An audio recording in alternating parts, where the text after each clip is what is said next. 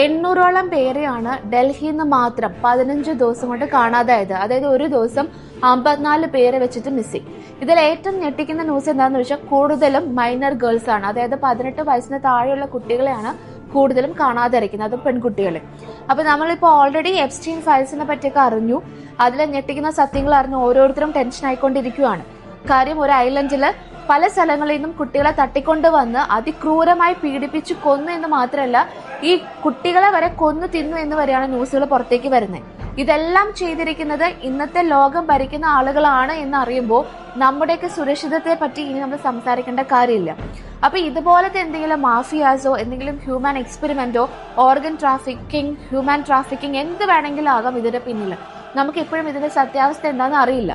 ഇപ്പൊ നമ്മുടെയൊക്കെ കാലത്ത് ഒരുപാട് കൺട്രോൾഡ് ആയിട്ടാണ് പാരന്റ്സ് നമ്മളെ വളർത്തിയത്. പക്ഷെ ഇതുപോലെ ഇനിയുള്ള തലമുറയെ നമുക്ക് കൺട്രോൾ ചെയ്യാനും പറ്റില്ല. അപ്പൊ ഇതിന്റെ സത്യമൊക്കെ മുഖംമൂടി മാറ്റി പുറത്ത് വരുന്നവരെയെങ്കിലും എനിക്ക് ഒന്നേ പറയാനുള്ളൂ, പാരന്റ്സ് ആണെങ്കിലും കുട്ടികളാണെങ്കിലും ബി അലേർട്ട്.